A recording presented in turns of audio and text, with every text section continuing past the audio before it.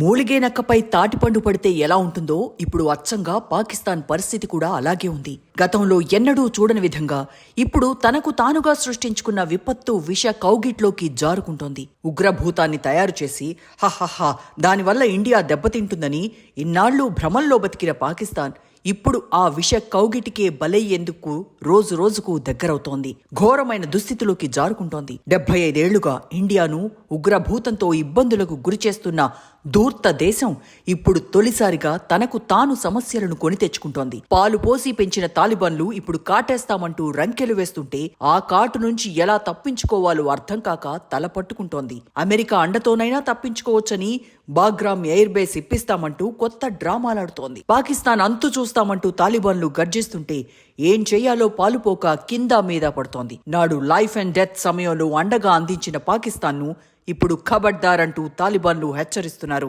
తమ జోలికొస్తే చూస్తూ ఊరుకోమంటున్నారు. పాకిస్తాన్ అస్తిత్వాన్ని ప్రశ్నిస్తున్నారు. పాకిస్తాన్ను నామరూపం లేకుండా చేస్తామంటున్నారు.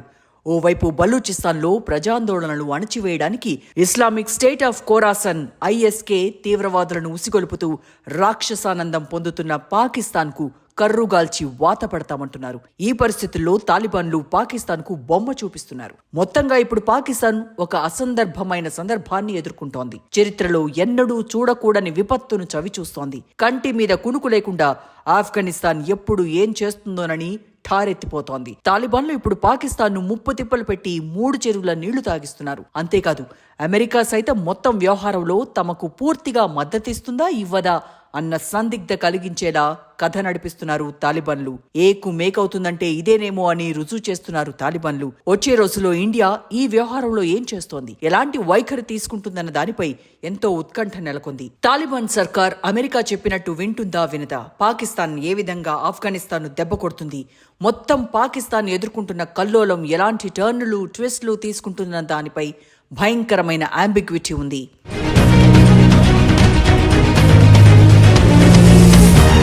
ప్రపంచ పటంలో ఇప్పుడు శాంతి కలగా మిగులుతోంది.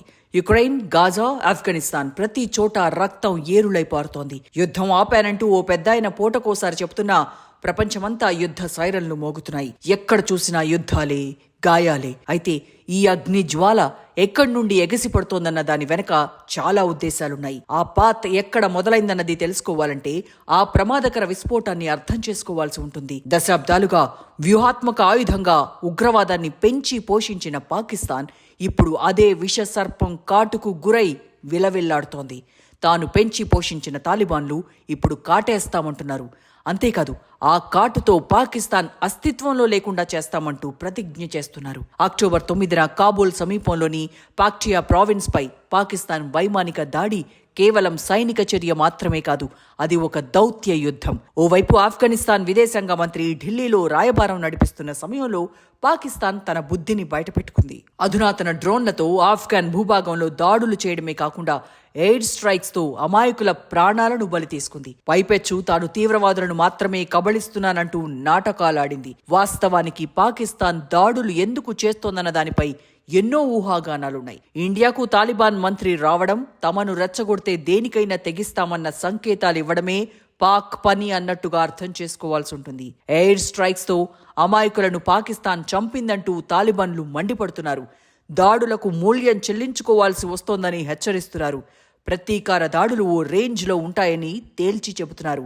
ఇది కేవలం సరిహద్దు ఘర్షణ కాదు, ఏళ్ల తరబడి పాకిస్తాన్ వ్యూహాత్మక వైఫల్యం. తనకు తాను పెంచి పోషించుకున్న ఉగ్ర పంజాలో ఇప్పుడు పాకిస్తాన్ చిక్కుకుపోయింది. యుద్ధం అంచున నిలిచిన పాకిస్తాన్ అంతర్గతంగా బయట నుంచి వస్తున్న ఒత్తిడితో ఊపిరాగిపోయినంత పనవుతోంది. ముఖ్యంగా బలూచ్, పష్తూన్ల ఉద్యమాలు, Islamic state of Khorasan ISK పెరుగుదల, అమెరికాన్ని ప్రసన్నం చేసుకోవాలన్న వ్యూహంలో పాక్ ఉక్కిరిబిక్కిరవుతోంది. ఇలా అత్యుత్సాహం ప్రదర్శించడం వల్ల పెనం మీద నుంచి పొయ్యిలోకి పడినట్టవుతోంది.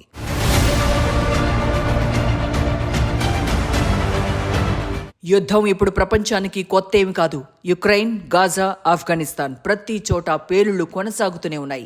ఈసారి నిప్పురవ్వ ఎక్కడ పుడుతుందో అర్థం చేసుకోలేనంత పరిస్థితులేం లేవు. దశాబ్దాలుగా ఉగ్రవాదాన్ని పెంచి పోషించిన పాకిస్తాన్ ఇప్పుడు అదే ఉగ్రవాదంతో తగలబడటం ఖాయంగా కనిపిస్తోంది. అక్టోబర్ 9న కాబూల్ సమీపంలోని పాక్టియా ప్రావిన్స్ పై పాకిస్తాన్ వైమానిక దాడి యాదృచ్ఛికమేం కాదు. అదే రోజు తాలిబాన్ తాత్కాలిక విదేశాంగ మంత్రి అమీర్ ఖాన్ ముత్తాకి ఇండియాలో ప్రభుత్వంతో చర్చలు జరిపే సమయంలో పాకిస్తాన్ డ్రోన్లు ఆఫ్ఘనిస్తాన్ గగనతలంలో చెలరేగిపోవడం అంటే దాయాది దుర్బుద్ధిని అర్థం చేసుకోవచ్చు. ఓవైపు పాకిస్తాన్ మెరుపుదాడి, అదే సమయంలో తెహ్రికే తాలిబాన్ పాకిస్తాన్ శక్తులు, పాకిస్తాన్ సైన్యంపై దాడులు, రెండు పక్షాల మధ్య హింస చెలరేగటంతో ఒక్కసారిగా అందరి దృష్టి వాటిపై పడింది. పాక్ మెరుపు దాడిలో ఉర్గాన్ జిల్లాలో లోకల్ క్రికెట్ ప్లేయర్లు 3 మరణించటం ఆఫ్ఘనిస్తాన్ వాసులను కలిచివేసింది. ఇన్నాళ్లు ఎంతగానో ప్రేమిస్తే మీరిచ్చే ప్రతిఫలం ఇదేనా అంటూ ఆఫ్ఘన్ వాసులు ఆగ్రహం వ్యక్తం చేస్తున్నారు. పాక్ చర్యలకు కౌంటర్గా ఆఫ్ఘనిస్తాన్ 3 దేశాల క్రికెట్ సిరీస్ నుండి తప్పుకోవాలని నిర్ణయించింది. పాకిస్తాన్తో క్రికెట్ ఆడకుండా వైదొలగడం అంటే ఇది కేవలం ఆటకు సంబంధించిన నిర్ణయం మాత్రమే కాదు, దౌత్యపరమైన సంకేతం. 48 గంటల కాల్పుల విరమణ ముగిసిన కొన్ని గంటల్లోనే ఈ బాంబు దాడి జరగడం పాకిస్తాన్ ఉద్దేశాన్ని స్పష్టం చేస్తోంది. బయటకు తమతో ప్రేమగా ఉన్న లోలోన పాకిస్తాన్ కుట్రలు చేస్తోందని తాలిబాన్లు నమ్ముతున్నారు. ఆఫ్ఘనిస్తాన్ జోలికొస్తే చూస్తూ ఊరుకోమని తాలిబాన్ మద్దతున్న టీటీపీ ఆత్మాహుతి దాడి చేసి 17 మంది పాకిస్తాన్ సైనికులను లేపేసింది. అంతేకాదు పాక్ ఆర్మీ చీఫ్ ను దమ్ముంటే రా అంటూ సవాళ్లు విసిరింది. ప్రభుత్వం సపోర్ట్ లేకుండా ఇలా చేయడం అన్నది సామాన్యమైన విషయం ఎంత మాత్రం కాదు. తాలిబాన్ పాకిస్తాన్ ను కాపాడాలన్న దృఢ నిశ్చయంతో తాలిబాన్లు ఉంటే ఎట్టి పరిస్థితుల్లో మట్టుబెట్టాలని పాకిస్తాన్ చూస్తుండటంతో మొత్తంగా 2 దేశాలు యుద్ధం అంచున నిలిచినట్టవుతోంది. ఆఫ్ఘనిస్తాన్ పాకిస్తాన్ మధ్య దీర్ఘకాలిక కాల్పుల విరమణ చర్చలు విఫలమయ్యాయి. చర్చలు విఫలమవడానికి కారణం మీరంటే మీరని ఇరుపక్షాలు ఆరోపించుకున్నాయి. ఆఫ్ఘనిస్తాన్ తమ భూభాగాన్ని పాకిస్తాన్పై ఉగ్రదాడులకు ఉపయోగించనివ్వమని హామీ ఇవ్వడానికి నిరాకరించడంతో చర్చలు నిలిచిపోయాయని పాక్ అంటోంది. అయితే ఈ ఆరోపణలను తాలిబాన్లు నిర్ద్వంద్వంగా ఖండిస్తున్నారు. ఇప్పటికే చర్చలు విఫలమైతే యుద్ధం తప్పదని పాక్ రక్షణ మంత్రి ఖవాజా ఆసిఫ్ హెచ్చరించాడు. అయితే రండి చూసుకుంటామంటూ తెహ్రికే తాలిబాన్ పాకిస్తాన్ వార్నింగ్ ఇవ్వటంతో ఏ క్షణాన ఏమైనా జరిగే అవకాశం ఉంది.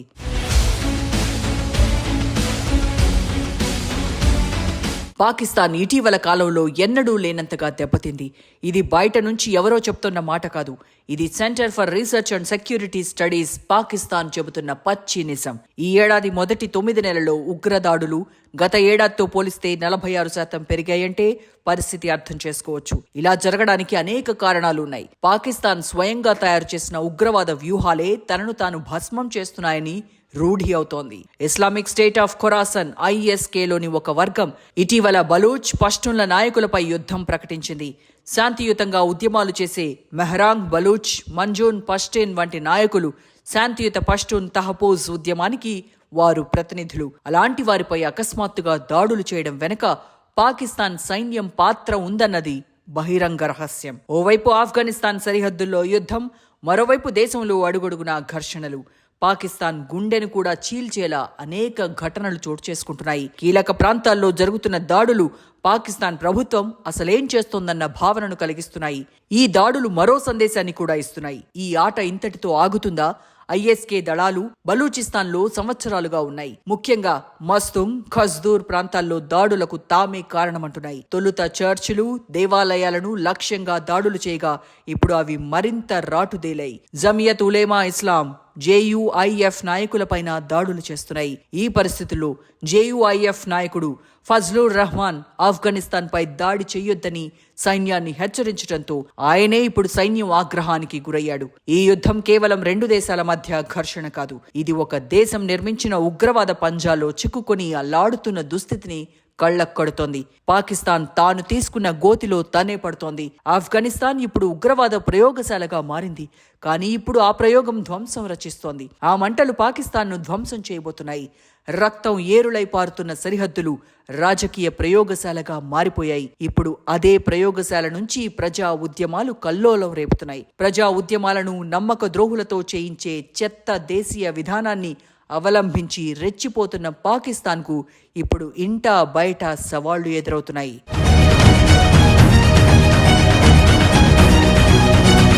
ప్రత్యేక ప్రతిపత్తి కావాలని పోరాడుతున్న బలూచ్ ప్రజలపై పాకిస్తాన్ పాలకులు ఏ విధంగా దమన నీతి ప్రయోగిస్తున్నారో చూస్తూనే ఉన్నాం. పాక్ సైన్యం బలూచిస్తాన్ ప్రజాస్వామ్యవాదులను ఊచకోత కోస్తున్నాయి. కానీ ఇప్పుడు విమర్శలు ఎక్కువ అవుతుండటంతో గేరు మారుస్తోంది పాక్. బలూచ్ ఆగ్రహావేశాలను అణచివేయడానికి ఐఎస్కే వంటి వ్యవస్థలను ఉపయోగిస్తోంది. ఈ వ్యవహారం చిన్నపిల్లోడికి కూడా అర్థమవుతోంది. నేరుగా పాకిస్తాన్ సైన్యం దాడులు చేయకుండా ఐఎస్కేని ఉసిగొల్పి వారిని రాచి రంపాన పెడుతోంది. ఐఎస్కే ఇప్పుడు ఖైబర్ పఖ్తూన్ఖ్వా, పెషావర్ బజౌర్ చుట్టుపక్కల నురిస్తాన్, కునార్ ఏరియాల్లో పేట్రేగిపోతోంది. మాదక ద్రవ్యాల స్మగ్లర్లుగా, సరిహద్దు దాడుల్లో పాకిస్తాన్కు సేవలు అందించే శక్తులుగా ఇవి మారిపోయాయి. పాకిస్తాన్ డ్రోన్లు ప్రధానంగా పాక్టియా, ఇతర ఆఫ్ఘాన్ సరిహద్దు ప్రాంతాలపై దాడులు చేస్తుంటే పరిస్థితి మరింత ఘోరంగా మారుతోంది. పోలీసు శిక్షణ పాఠశాలపై, పారామిలిటరీపై జరిగిన ఆత్మాహుతి దాడులు దీని ప్రతీకలు. అక్టోబర్ 19న ఖతార్, టర్కీ మధ్యవర్తిత్వంలో కాల్పుల విరమణ ఒప్పందం ప్రజలకు ఆశ కలిగించినప్పటికీ అది ఎండమావిగా మారటం ఖాయంగా కనిపిస్తోంది. ఒప్పందంలో Pakistan intelligence chief lieutenant general Asim Malik హాజరవ్వడం, ఖ్వాజా ఆసిఫ్ వంటి మధ్యవర్తుల కలయికతో రాజకీయ స్పష్టత వచ్చింది. టీటీపీ నేతలు బైతుల్లా నుంచి హకీముల్లా, ఫజ్లుల్లా నుంచి నూర్ వాలీ మొహ్సూద్ వరకు అందరూ పాకిస్తాన్లో పుట్టినవారే. కానీ ఆఫ్ఘాన్ యుద్ధ సమయంలో పెరిగిన వారు ఉన్నారు. వజీరిస్తాన్, బన్ను, స్వాత్ ఇవే వారికి పెట్టని కోటలు. ఒకప్పుడు ఆఫ్ఘనిస్తాన్ను సమర్థించిన పాకిస్తాన్ మద్దతు తాలిబాన్కు ఇక్కడే ఆశ్రయం కల్పించింది. ఇప్పుడు ఆ ఆశ్రయాన్ని వదిలేయక తప్పడం లేదు. ఈ మొత్తం వ్యవహారం ఒక నిర్దిష్ట పాఠాన్ని బోధిస్తోంది. సరిహద్దు సైనిక దాడులు భవిష్యత్ ప్రమాద ఘంటికలుగా అర్థం చేసుకోవాలి. పాకిస్తాన్ సైన్యం ఐఎస్కే వంటి బయట శక్తులను బలూచ్పై దాడికి నియమిస్తోందన్న అభిప్రాయం బాధిస్తోంది. దీనివల్ల ఎలాంటి ప్రయోజనమూ ఉండదు. పశ్చాత్తాపడటం కన్నా చర్చలు, విభజన కన్నా సమీక్షలే ముఖ్యమని అర్థం చేసుకోవాలి.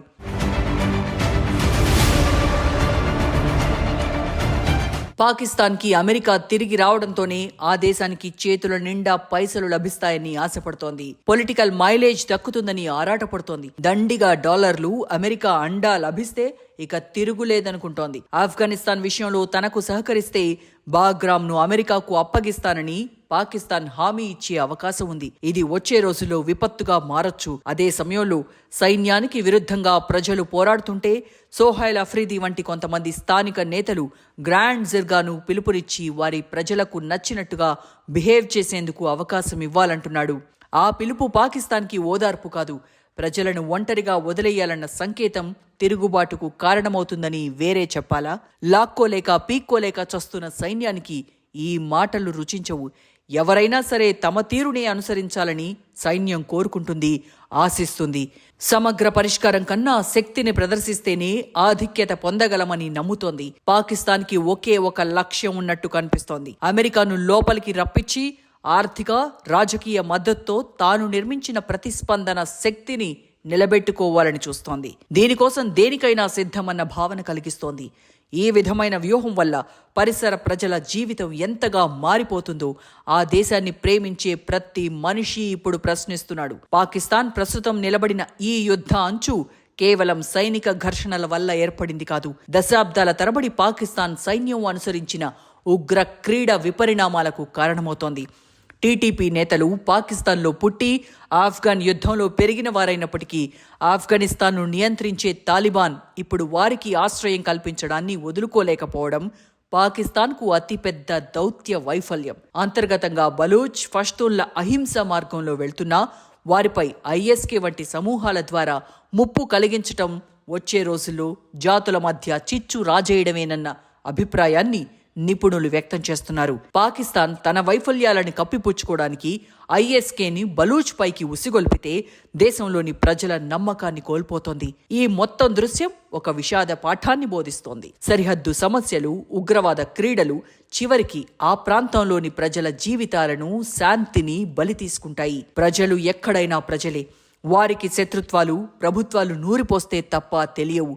మొన్నటి వరకు ఫ్రెండ్, ఇప్పుడు దుష్మన్ అంటే ఎవరు అంగీకరిస్తారు? సుదీర్ఘకాలంగా ఇండియాపై లేనివన్నీ చెప్పి శత్రుత్వాన్ని రాజేసిన పాక్ పాలకులకు ఆఫ్ఘనిస్తాన్ను డీల్ చేయడం అంత ఈజీ ఏం కాదు. మొన్నటి వరకు తాలిబాన్లకు అన్నీ తామై వ్యవహరించిన పాకిస్తాన్ ఇప్పుడు తమ ప్రవర్తనలో మార్పు రావడానికి కారణాలేంటో చెప్పాలి. ఇప్పటికే ఆసియాలో అత్యంత దయనీయమైన బతుకును పాకిస్తానీలు గడుపుతున్నారు. ఆర్థికంగా బక్క చిక్కిన పాకిస్తాన్ ఇప్పుడు అమెరికాతో స్నేహం చేసుకోవడాన్ని ఎవ్వరూ ఆక్షేపించరు. కాకపోతే ఆ స్నేహం ముసుగులో మరింత తీవ్రవాదాన్ని పెంచి పోషించి తాను ఎవరినైతే సృష్టించిందో వారితోనే యుద్ధం చేసేలా ఉసిగొల్పడం ఈ శతాబ్దంలోనే వర్స్ట్ థింగ్ గా చెప్పాల్సి ఉంటుంది. ఓవైపు పాలన లేదు, మరోవైపు నాయకుడు లేడు.